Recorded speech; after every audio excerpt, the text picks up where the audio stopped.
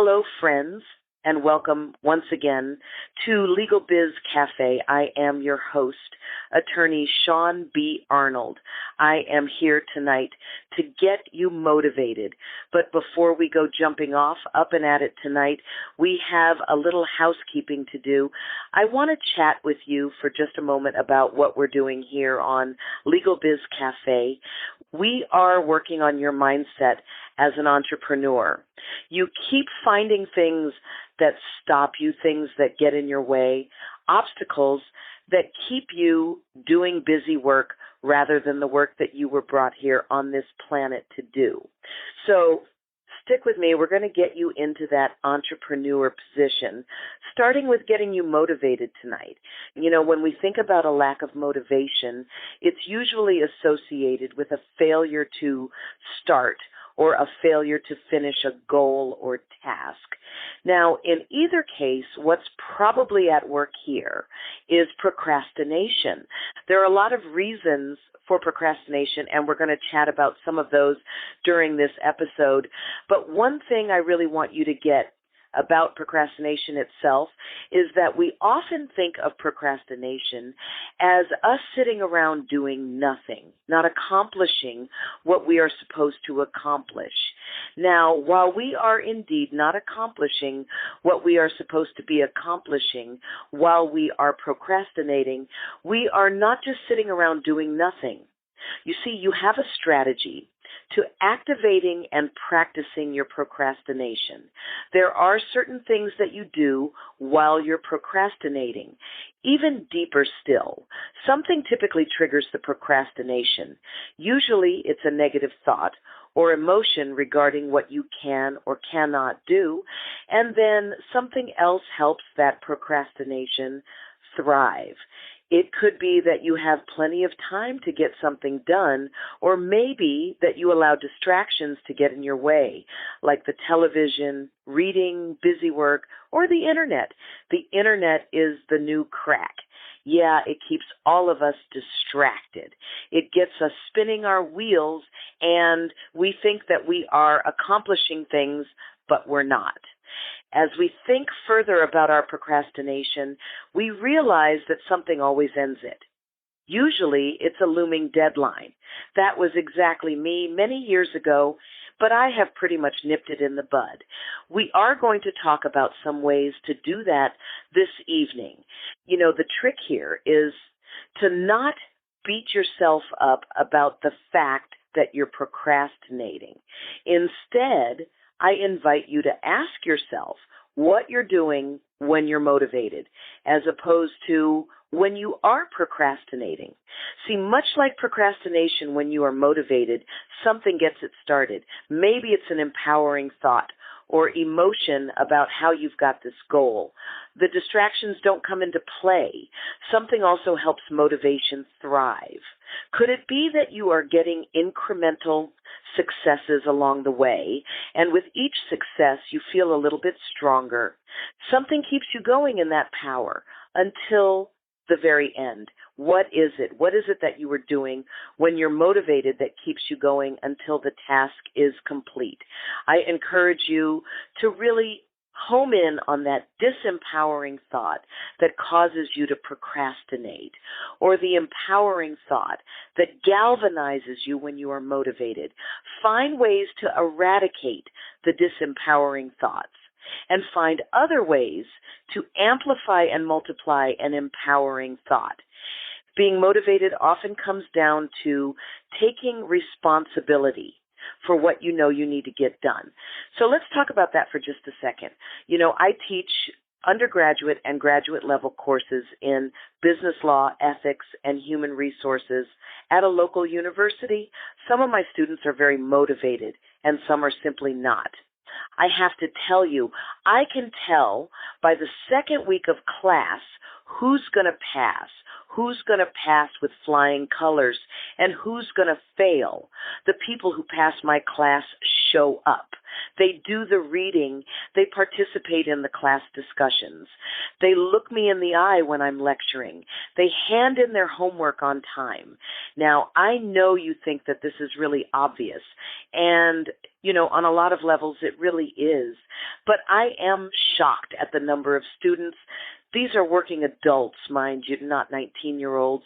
I'm shocked at the number of them that seem to think that the work is going to get done on its own, and it simply won't.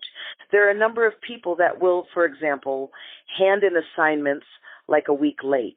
They want to create work for me by handing in the work late, and they really want to look at me crazy when I say to them, did you read the instructor policies that say you're supposed to turn it in by such and such a date?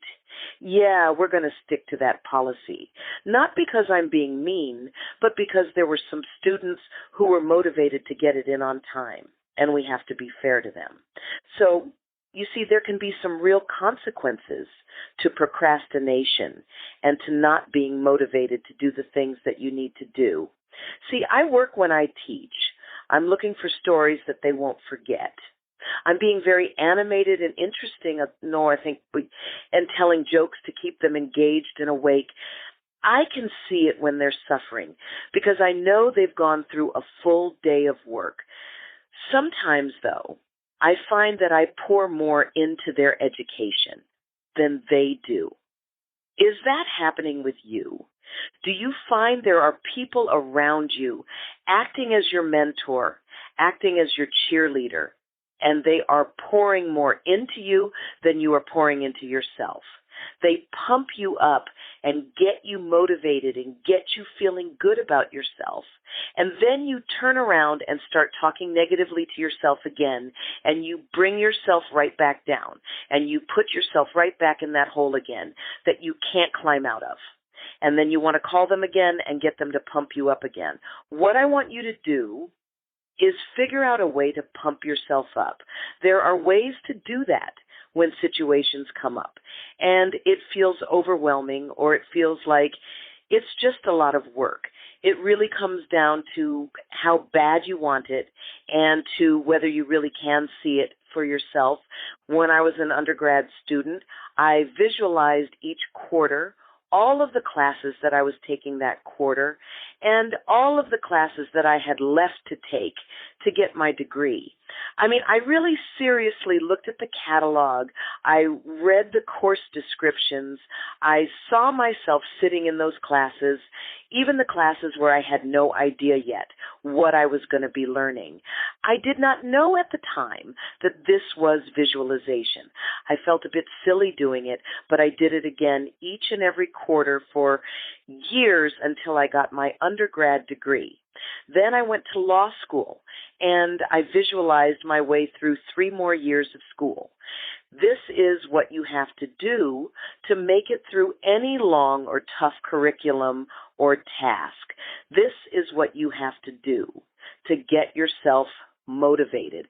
So let me ask you a couple more questions. Who are you surrounding yourself with? Do you find yourself on a daily basis dealing with toxic people who have nothing but negative conversation for the world? These people are so negative, they can literally walk into a dark room and start to develop. If this is happening to you, you need to change your relationships.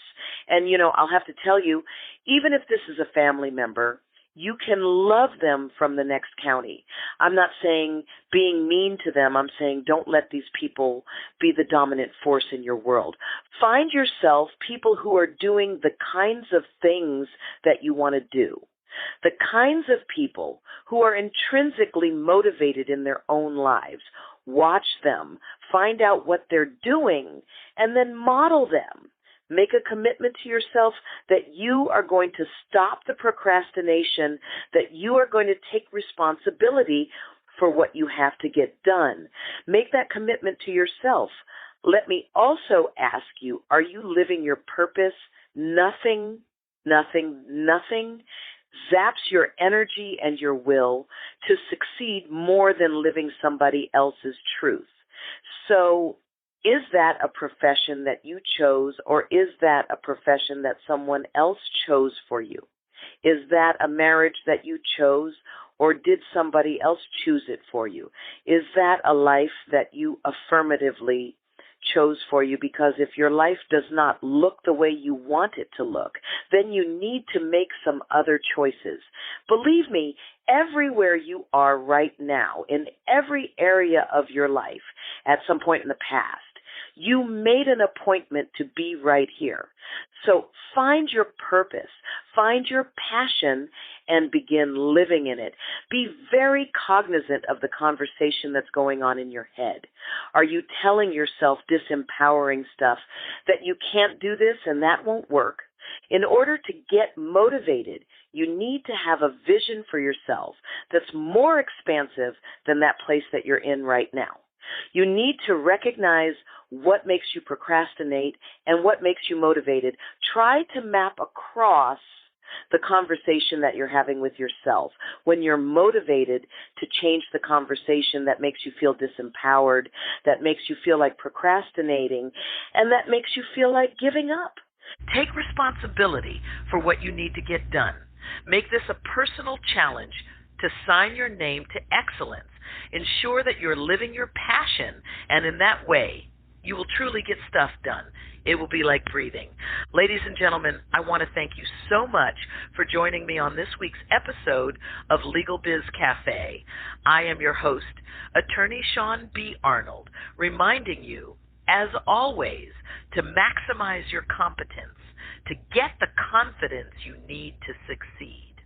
I'll see you right back here next week on Legal Biz Cafe. Bye-bye, friends.